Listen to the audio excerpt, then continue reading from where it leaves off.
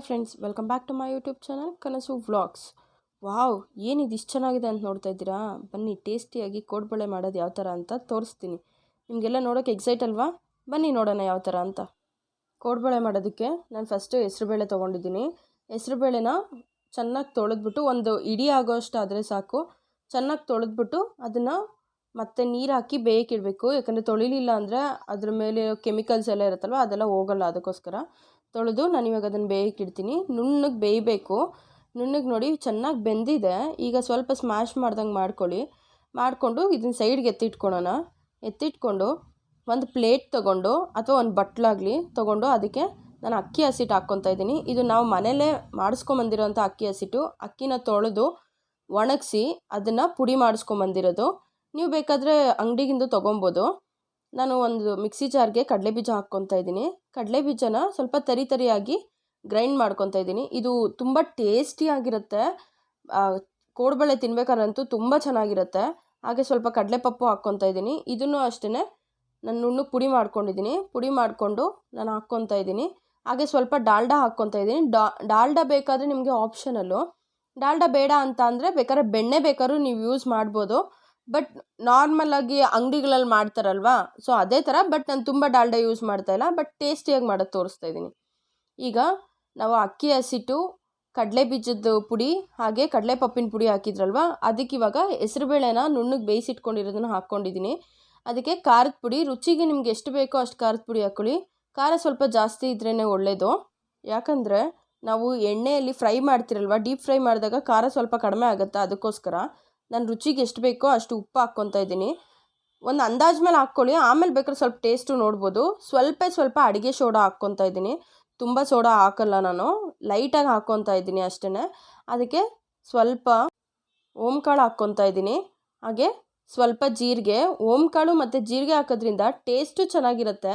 ಅದೇ ರೀತಿ ಡೈಜೆಷನ್ ತುಂಬ ಚೆನ್ನಾಗಾಗತ್ತೆ ಅಂತಂದ್ಬಿಟ್ಟು ನಾನು ನೋಡಿ ಇವಾಗ ಕಾಯಿಸಿಟ್ಕೊಂಡಿದ್ನಲ್ವ ಡಾಲ್ಡಾ, ಅದನ್ನು ಹಾಕ್ಕೊತಾ ಇದ್ದೀನಿ.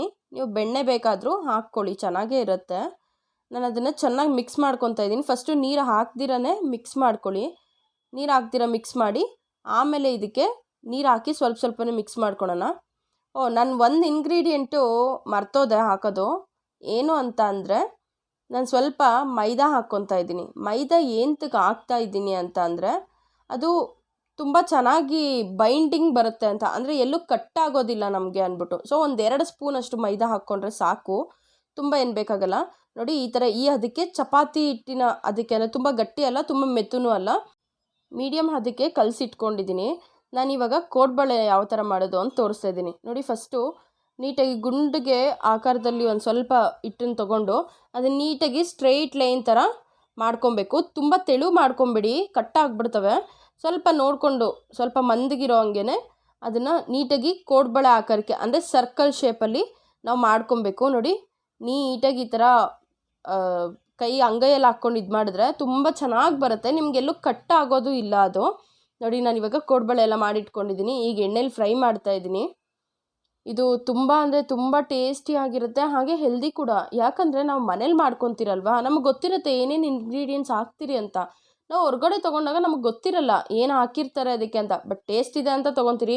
ಟೇಸ್ಟ್ಗೆ ಅವರು ಕೆಲವೊಬ್ಬರು ಅಜಿನೋಮೋಟೋಸ್ ಯೂಸ್ ಮಾಡ್ತಾರೆ, ಹಾಗೆ ಟೇಸ್ಟಿಂಗ್ ಕಲರ್ಸ್ ಯೂಸ್ ಮಾಡ್ತಾರೆ. ನಾವು ಎಷ್ಟೊಂದು ಅನ್ಕೊತೀರಿ ಈ ಕಲರ್ ಚೆನ್ನಾಗಿದೆ, ಈ ಕಲರ್ ಚೆನ್ನಾಗಿದೆ, ಅದು ಅಟ್ರ್ಯಾಕ್ಟ್ ಮಾಡೋದಕ್ಕೋಸ್ಕರ ಆ ಥರ ಕಲರ್ಸ್ ಯೂಸ್ ಮಾಡಿರ್ತಾರೆ. ಯಾರು ಸ್ಪಿನಾಚ್ ಅಂದರೆ ಪಾಲಕ್ ಸೊಪ್ಪು ಯೂಸ್ ಮಾಡಿ ಯಾರೂ ನಿಮಗೆ ಗ್ರೀನ್ ಕಲರ್ ಬರ್ಸಿರಲ್ಲ, ಅವ್ರು ಹೇಳೋದು ಆ ಥರ. ಬಟ್ ಫುಡ್ ಕಲರೇ ಯೂಸ್ ಮಾಡಿರ್ತಾರೆ. ಮತ್ತು ಟೊಮೆಟೊ ಹಾಕಿ ರೆಡ್ ಕಲರ್ ಬರ್ಸಲ್ಲ ಅಲ್ವಾ, ಸೊ ರೆಡ್ ಕಲರ್ ಯೂಸ್ ಮಾಡಿರ್ತಾರೆ. ಬಟ್ ನಾವು ಅದನ್ನೆಲ್ಲ ಯೂಸ್ ಮಾಡಿ ಮನೇಲೇ ಮಾಡೋದ್ರಿಂದ ಮಕ್ಕಳಿಗೆ ತುಂಬ ಖುಷಿನೂ ಆಗುತ್ತೆ. ಇವಾಗ ನೀವು ವೈಟಲ್ಲಿ ಒಂದು ಕಲರ್ ಇರುತ್ತೆ, ಹಾಗೆ ಗ್ರೀನ್ ಅಂದರೆ ಪಾಲಕ್ ಸೊಪ್ಪು ಯೂಸ್ ಮಾಡಿ ಇದೇ ಥರನೇ ನೀವು ಮಾಡ್ಕೊಬೋದು ಕೋಡ್ಬಳೆ. ಅದ್ರ ಬದಲು ಟೊಮೆಟೊ ಯೂಸ್ ಮಾಡ್ಬೋದು. ನೀವು ಬೇಕಾದ್ರೆ ಮಿಕ್ಸ್ ಮಾಡುವಾಗ ನೀರು ಹಾಕೋದ್ರ ಬದಲು ಟೊಮೆಟೊ ರಸನ ಹಾಕಿದ್ರೆ ಅಥವಾ ಸ್ಪಿನಾಚ್ ರಸನ ಹಾಕಿದ್ರೆ ನಿಮ್ಗೆ ಇದೇ ಥರನೇ ಕೋಡ್ಬಳೆ ಆಗುತ್ತೆ. ಬಟ್ ಅದು ಕಲರ್ ಇರುತ್ತೆ ಅಷ್ಟೇ. ಹೆಲ್ದಿ ಕೂಡ ಅಲ್ವಾ. ಇವಾಗ ಎಷ್ಟೊಂದು ಜನ ಪಾಲಕ್ ಸೊಪ್ಪು ತಿನ್ನಲ್ಲ ಮಕ್ಕಳು, ಅವ್ರಿಗೆಲ್ಲ ಮಾಡಿಕೊಟ್ರೆ ತುಂಬ ಟೇಸ್ಟ್ ಇದೆ, ಹಾಗೆ ಹೆಲ್ದಿಯಾಗೂ ಇರುತ್ತೆ ಅಂತ ಅಂದ್ಬಿಟ್ಟು ತಿಂತಾರೆ ಮಕ್ಕಳು, ಕಲರ್ಫುಲ್ಲಾಗಿದೆ ಅಂತ. ನೋಡಿ ಈ ಥರ ನೀಟಾಗಿ ಎಣ್ಣೆಯಲ್ಲಿ ಫ್ರೈ ಮಾಡಬೇಕು. ಯಾಕಂದರೆ ಒಂದೇ ಕಡೆ ಬಿಟ್ಟರೆ ಅದು ಒಂದೇ ಕಡೆ ಬೇಯುತ್ತೆ ಮತ್ತು ಒಂದೇ ಕಡೆ ಸೀದೋಗುತ್ತೆ. ಅದ್ರ ಬದಲು ಸ್ವಲ್ಪ ಕೈ ಆಡಿಸ್ತಾನೆ ಇರಬೇಕು. ನಾನು ನೋಡಿ ಇವಾಗ ಎತ್ಕೊತೀನಿ ಎಲ್ಲನೂ, ಯಾಕಂದರೆ ಎಣ್ಣೆ ಸ್ವಲ್ಪ ಸೋರ್ಬೇಕಲ್ವ, ಹಾಗಾಗಿ ನಾನು ತೂತ್ ಬಟ್ಲಿಗೆ ಹಾಕ್ಕೊತಾ ಇದ್ದೀನಿ. ನೀವು ಮನೇಲಿ ಒಂದ್ಸಲ ಇದನ್ನು ಟ್ರೈ ಮಾಡಿ, ನಿಮಗೆ ತುಂಬ ಇಷ್ಟ ಆಗುತ್ತೆ. ಹಾಗೆ ಮಕ್ಕಳಿಗೂ ಕೂಡ ತುಂಬ ಇಷ್ಟಪಟ್ಟು ತಿಂತಾರೆ. ನೀವು ಸ್ನ್ಯಾಕ್ಸ್ಗೆಲ್ಲ ಮಕ್ಕಳಿಗೆ ಮಾರ್ನಿಂಗ್ ಹೊತ್ತು ಏನಾದರೂ ಅವ್ರಿಗೆ ಕಳಿಸ್ಬೇಕಾಗಿರುತ್ತೆ, ಸ್ನ್ಯಾಕ್ಸ್ ಕಳಿಸ್ಬೇಕು, ಅಥವಾ ಈವ್ನಿಂಗ್ ಸ್ನ್ಯಾಕ್ಸ್ಗಾಗಿರಲಿ, ನೀವು ಈ ಥರ ಮಾಡ್ಕೊಳೋದ್ರಿಂದ ಹೆಲ್ದಿಯಾಗಿ ನೀವು ಮಕ್ಕಳಿಗೆ ಮಾಡಿಕೊಟ್ಟಂಗೂ ಆಗುತ್ತೆ. ಹಾಗೆ ಅವ್ರು ತುಂಬ ಇಷ್ಟಪಟ್ಟು ತಿಂತಾರೆ. ಮನೇಲೇ ನಾವು ಮನೇಲಿ ಟ್ರೈ ಮಾಡಿದ್ದೀರಿ ಅನ್ನೋ ಒಂದು ಖುಷಿನೂ ನಮಗಿರತ್ತಲ್ವ. ನೋಡಿ ಎಷ್ಟು ಚೆನ್ನಾಗಿ ಬಂದಿದೆ ಕೋಡ್ಬಳೆ, ತುಂಬ ಚೆನ್ನಾಗಿದೆ. ನೀವು ಅಂಗಡಿಯಲ್ಲಿ ಯಾವ ಥರ ತೊಗೊತೀರೋ ಸೇಮ್ ಅದೇ ಥರನೇ ಇರುತ್ತೆ. ನಿಮ್ಮೆಲ್ಲರಿಗೂ ಈ ವಿಡಿಯೋ ಇಷ್ಟ ಆಗಿದೆ ಅಂತ ಅಂದ್ಕೊತೀನಿ. ಇಷ್ಟ ಆಗಿದ್ದರೆ ಲೈಕ್ ಮಾಡಿ, ಶೇರ್ ಮಾಡಿ, ಹಾಗೆ ಸಬ್ಸ್ಕ್ರೈಬ್ ಮಾಡೋದನ್ನು ಮರಿಬೇಡಿ.